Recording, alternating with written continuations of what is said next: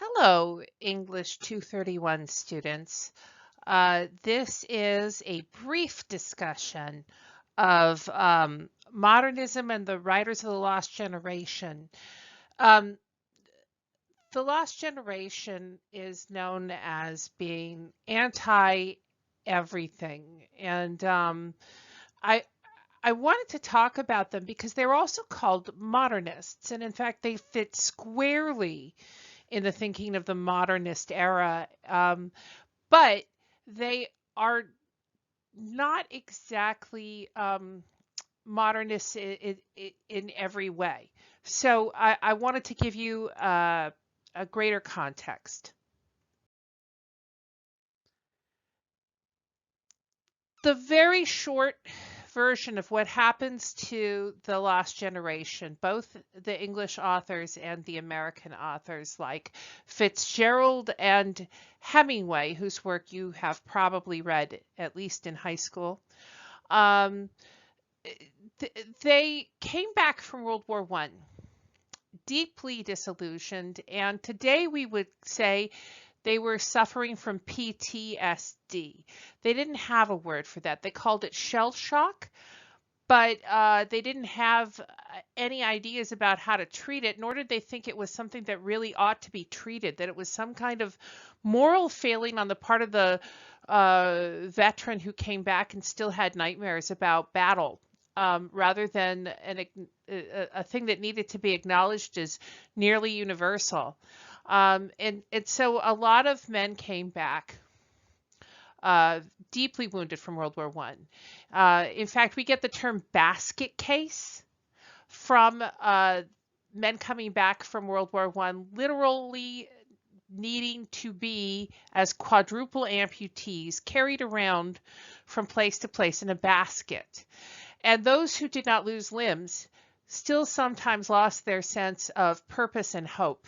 It was a devastating war, deeply brutal, and there was no honest cultural discussion about the after effects of that war in a way that made PTSD sound like anything other than retroactive cowardice, which today the Pentagon will tell you it is not.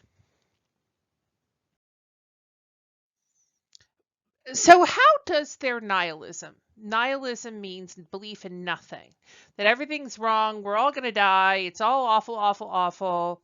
How does that fit with modernism? Um, well, in some ways it does, and in other ways it really doesn't. Um, so first, let's at what modernism generally is.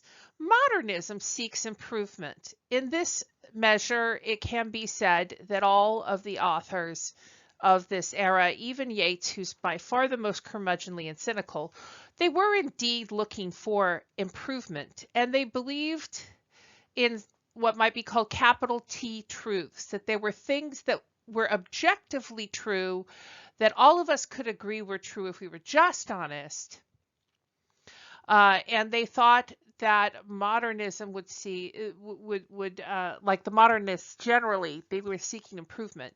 Factories were an improvement in efficiency of production so that everyone could afford a pair of new shoes from time to time rather than the slower work of the cobbler who was better paid than the factory worker, and that's another big modernist problem. um, Nevertheless, the idea of more shoes being available from the shoe factory than the cobbler's shop um, was an example of an improvement. Um, in politics, modernism also seeks capital T truths, and totalitarianism and totalizing movements generally promise big uh, quasi utopias. The nationalism of the British Empire might even be, for the British, the first version of this. Because if everyone is part of a structure that involves duty to the greater good as it was understood by the people on the top of the British Empire, well, that's a totalizing movement. And indeed, modernism can be included in this idea. Um, Rather, I should say, British nationalism can be included in these political movements of the modernist period, because they too believed in objective truths. Um, I would venture to say they were wrong about those objective truths. I'm doubting that any colonized people of the British, including our own, thought that their idea of colonialism and nationalism was an absolute good. Um, Fascism is very interested in total control of a society to the greater glory of the society. Communism, too, sees the state as supreme, and the state leaders, therefore, as arbiters of the state's revolution, as supreme. That wasn't the original idea of communism, to be fair to Karl Marx and Engels. The idea was that there would be a revolution, and then the revolutionary people would just step down, and the thing would run on its own. The workers would make all the decisions collectively on their own. Of course, we know from history of the 20th century that no revolution has stepped down that called itself communist and said, oh, we're done with leaders. We don't need them. Sadly, for the workers, that never happened. But modernism very particularly rejects old ways of doing things in favor of new and defined ways of doing things. Um, it's important to notice that uh, women are a good barometer of the kind of change that modern thinking brings about. If you compare these flappers from the 1920s to the picture of the Victorian lady, these women are rejecting all the old ideas about what women were supposed to do.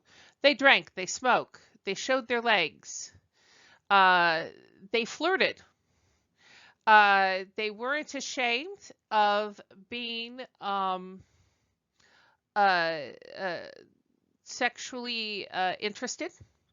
Um, uh, to some minor degree, there was birth control in the early 20th century for a certain group of emancipated flappers, but you and I wouldn't think they had the best birth control methods.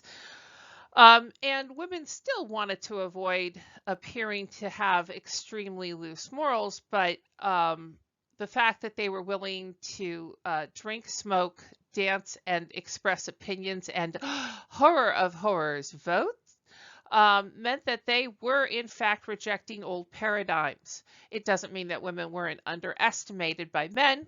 That is an ongoing problem we're still working on.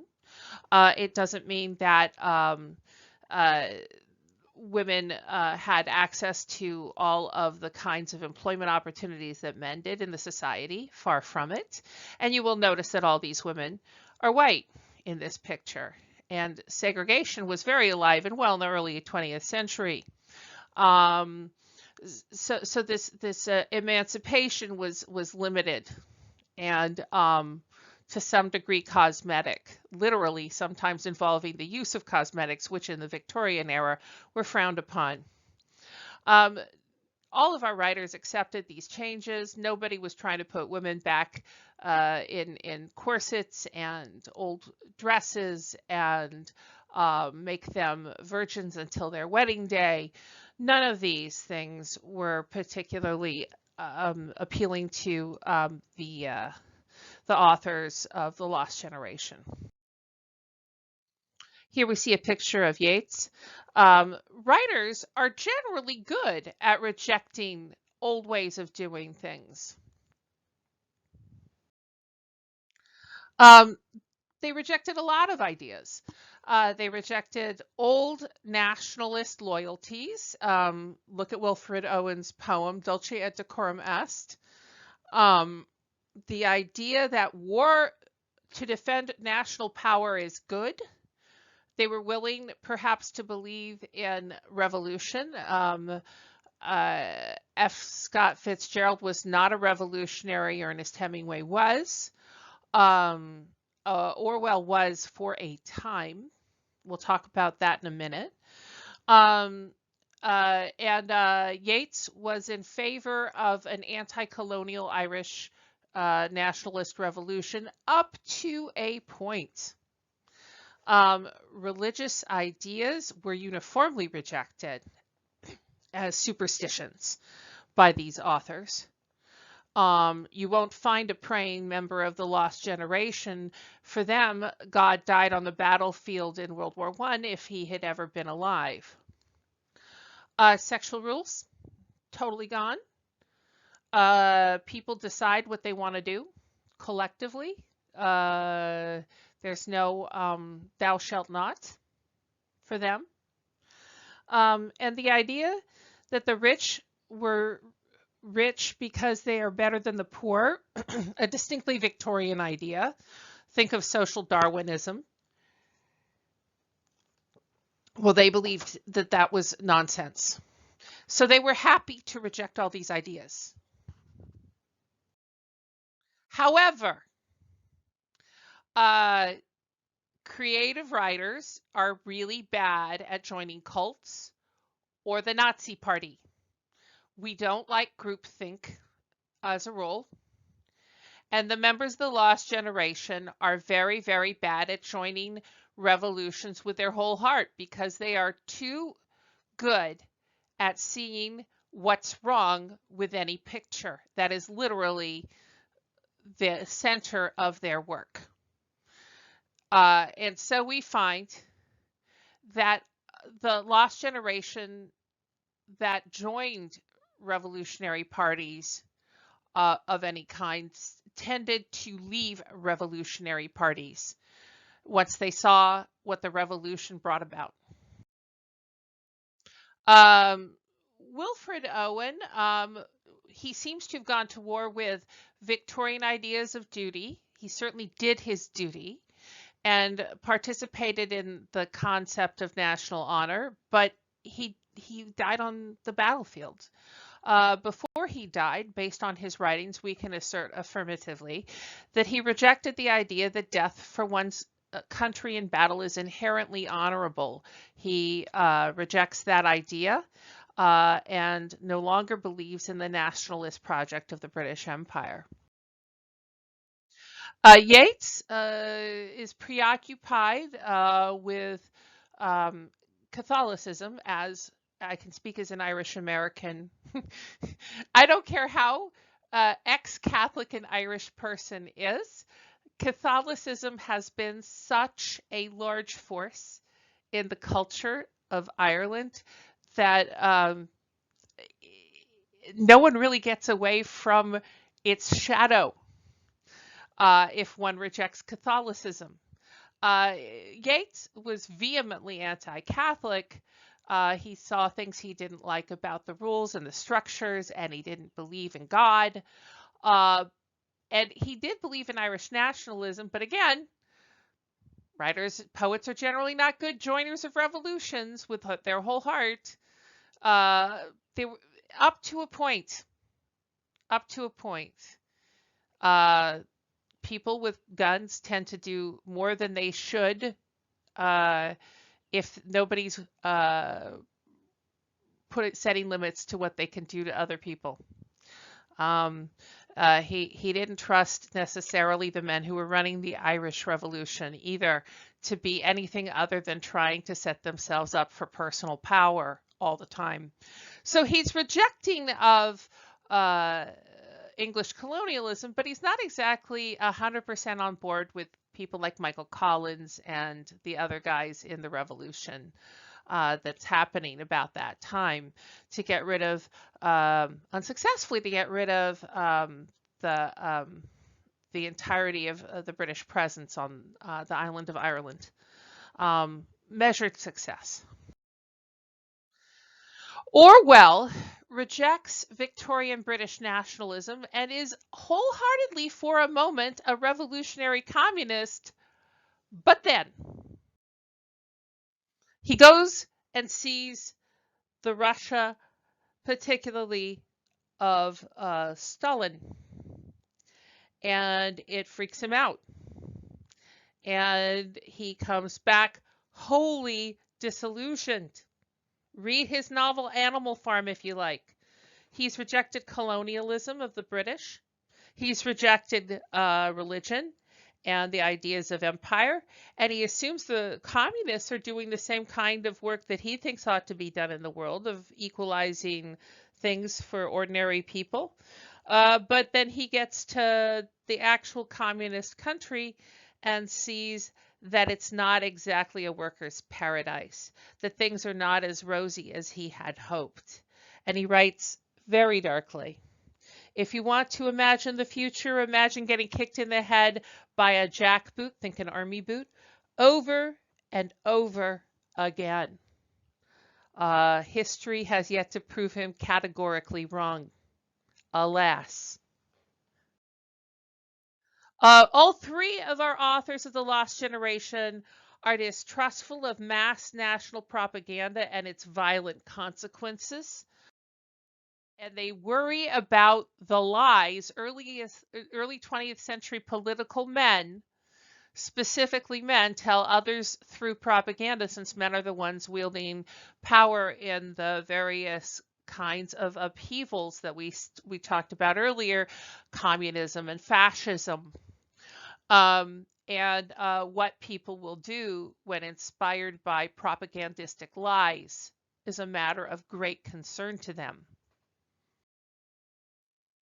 Consequently, um, we can say that all three of our authors imagine a 20th century with great devastation that they've yet to see when they're writing the works that you're reading, caused by nationalism and misplaced trust in political leaders.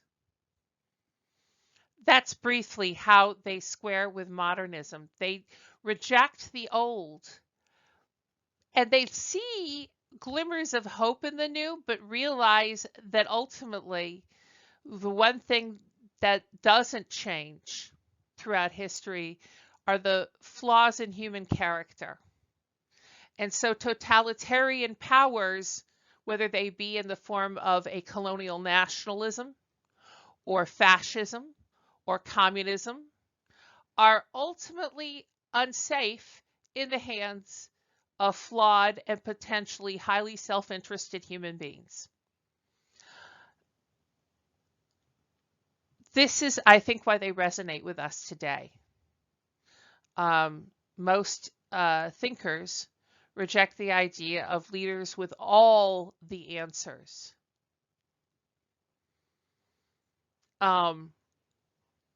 We are all left to find answers on our own.